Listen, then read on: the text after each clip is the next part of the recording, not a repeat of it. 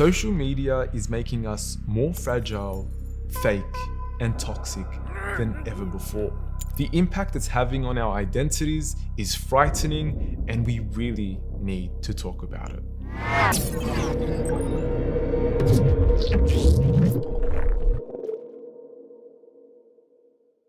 Let's talk.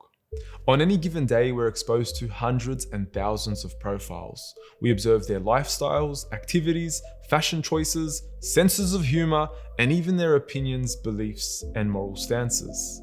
And amidst this online sea of 4.5 billion people, we all long for acceptance and are vulnerable to their validation in one form or another.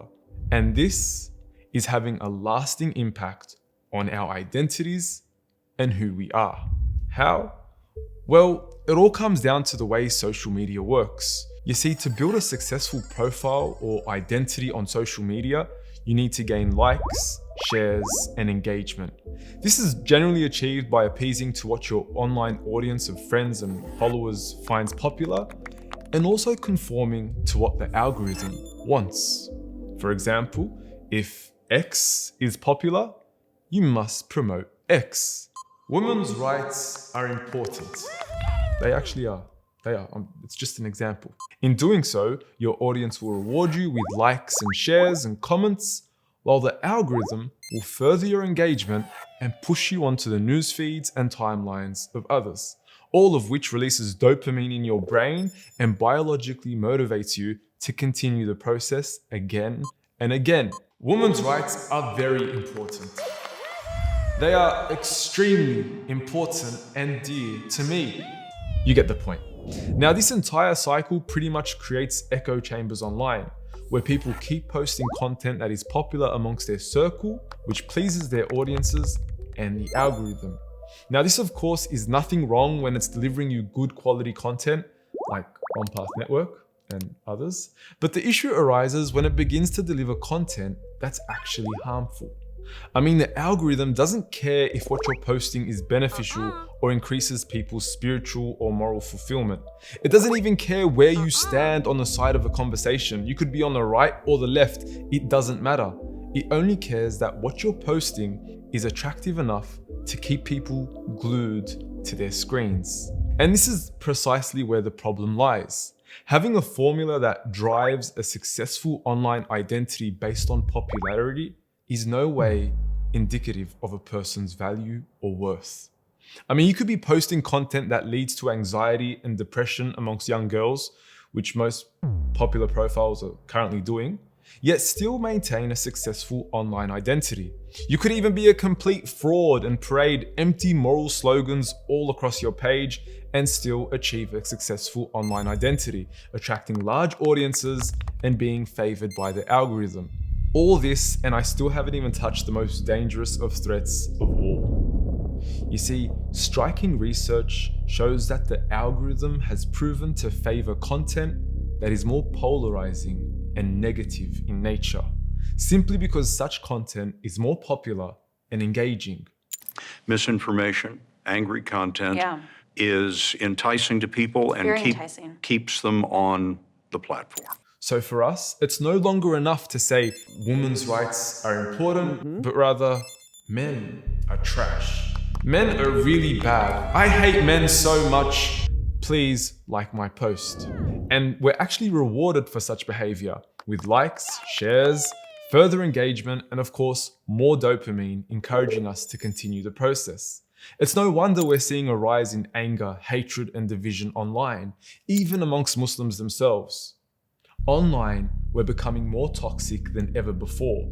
And this is not because it's in our best interest to be angry people, but rather it's what keeps people engaged and helps platforms make more money. And this is nothing new. I mean, anger was one of the most foremost emotions tapped into by Hitler to further his popularity via the radio. And it's still happening today, only this time with the help of algorithms. The dangers surrounding social media and its impact on our identities is very real. And as Muslims, it's something we really need to be concerned about. As Muslims, we are not people who are swayed by or those who randomly follow that which is popular, trends, or bandwagons. but instead we follow the Prophet. What the Prophet gives you, take, and what he refrains you from, refrain. The obsession with gaining the pleasure of an online audience and an invisible algorithm goes entirely against our pursuit of achieving the pleasure of Allah in all that we do. It's a fragile way to form our identities, and it's something we should be deeply wary of. So many times in the Quran, we see a strong condemnation of just following that which is popular. قُلْ لَا يَسْتَوِي الْخَبِيثُ وَالطَّيِّبُ وَلَوْ أَعْجَبَكَ كَثْرَةُ الْخَبِيثِ. Good and evil are not equal, even though you may be dazzled by the abundance of evil. And of course, وَإِن تُطِعْ أَكْثَرَ مَنْ فِي الْأَرْضِ يُضِلُّوكَ عَنْ سَبِيلِ اللَّهِ. If you were to obey most of those on earth, the popular masses, they would lead you away from Allah's way. And this couldn't be more pertinent and important than it is today. I mean, today, in the age of feeling, and I would say that our age is the age of feeling, where people's unrestrained desires and feelings define the popular way in which society determines right from wrong, we should be very concerned. We are literally warned about following our desires in the Quran so many times, but desires are exactly what most people are using today to define their morality. This is not to mention the fact that what is popular and acceptable amongst the masses today can very well change tomorrow.